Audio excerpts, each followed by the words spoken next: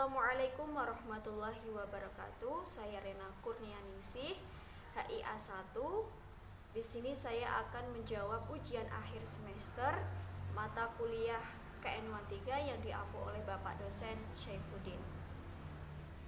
Yang pertama saya akan menjawab tentang dalil diperbolehkannya berhalaqah zikir.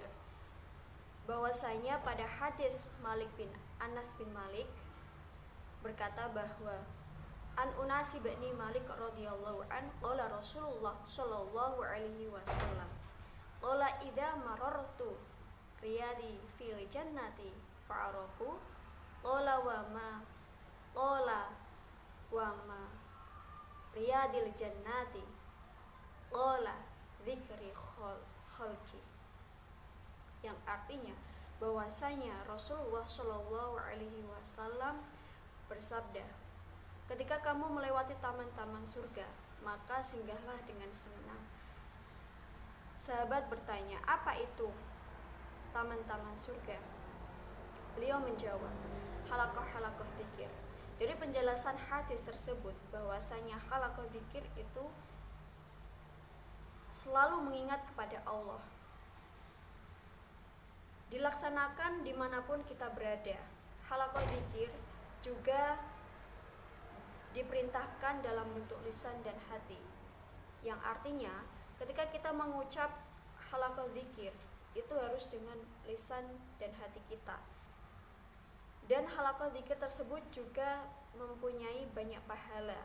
Yang pertama, mempelajari rezeki. Yang kedua, menahan hawa nafsu atau amarah. Yang ketiga, tentunya mendapatkan pahala atas apa yang kita lakukan, yang selalu kita lakukan, bahwa kita selalu ingat kepada Allah Subhanahu wa Ta'ala. Pertanyaan kedua adalah, dalam suatu riwayat bahwa Imam Syafi'i berpendapat bahwa mengirimkan pahala bacaan Al-Quran kepada mayit adalah tidak sampai. Bagaimana menurut Anda? Menurut yang saya pelajari dalam KN 13 dan saya ketahui bahwa sebagian besar ulama mengatakan bahwa bacaan Al-Quran kepada si mayit itu sampai. Tapi dalam berpendapat Imam Syafi'i, bahwasanya Imam Syafi'i mengatakan bahwa bacaan Al-Quran tidak sampai pada mayit. Itu merupakan berpendapat yang sifatnya mutlak, karena di sisi lain atau di sisi tempat beliau mengisyaratkan bahwa bacaan Al-Quran yang diperuntukkan kepada mayit itu tidak sampai. Tapi di sisi lain ketika kita mengatakan bahwa itu sebagai amal soleh, atau beliau mengatakan sebagai amal soleh, maka bacaan Al-Quran yang diperuntukkan kepada si mayit itu telah sampai, dan juga merupakan doa bagi kita atau keluarga atau juga kerabat yang mendoakan si mayit tersebut. Yang ketiga, bagaimana sikap Anda terhadap orang yang menganggap bahwa doa qunut subuh tidak disunahkan? Jelaskan dalil disyariatkannya doa qunut subuh. Menurut yang saya pelajari di KN 3, bahwa hadis yang menjelaskan tersebut ada di hadis Malik bin Anas yang berbunyi, an Unasi bin Malik radhiyallahu an qala Rasulullah sallallahu alaihi wasallam qanantu syahru yadu alaihim thumma tarka'u fa amma fi subhi falam yazalu qanantu hatta fa'araqud dunya. Bahwasanya Rasulullah sallallahu alaihi wasallam membaca doa qunut selama 1 bulan untuk mereka, tetapi beliau meninggalkannya.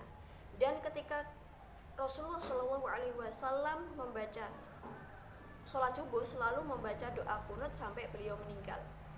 Menurut pelajaran yang saya ambil dari KN 3, bahwasanya ini merupakan masalah khilafiyah atau furu'iyah, yang mana lantas bukan masalah pedoman secara agama atau yang melibatkan secara keimanan. Jika kita melakukan atau tidak melakukan berdosa, itu tidak, karena diriwayatkan meriwayatkan hadis tersebut belum sampai pada kemutawatiran. Jadi ketika kita tidak melakukan atau melakukan, kita tidak dianggap kafir, atau ketika kita tidak percaya atau percaya, kita bisa kafir. Seperti itu menurut saya. Yang keempat adalah jelaskan apa argumentasi orang-orang yang menolak tahlilan dan bagaimana Anda menanggapinya. Menurut saya, sebagian orang mengatakan bahwa tahlilan itu bid'ah. Lalu bagaimana tanggapan kita? Saya sendiri pribadi, menurut pendapat saya, ketika ada orang yang mengatakan bahwa tahlil itu bid'ah, cukup kita menghormati karena mereka mempunyai pemahaman atau keyakinan masing-masing terhadap tahlil.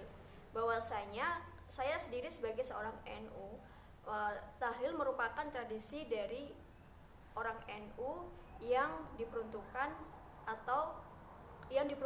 untuk orang yang sudah meninggal, seperti itu. Lalu bagaimana kita menanggapi kepada orang-orang yang mengatakan bahwa tahlil termasuk bid'ah? Cukup kita melakukan atau menghormati dari orang tersebut yang mengatakan bid'ah, atau masyarakat tersebut yang mengatakan bid'ah, bahwasanya emang tahlil itu tradisi yang dilakukan, tradisi atau syukuran yang dilakukan orang-orang NU pada suatu tertentu atau pada saat tertentu, seperti itu. Dan bagaimana kita menanggapi tersebut dengan kita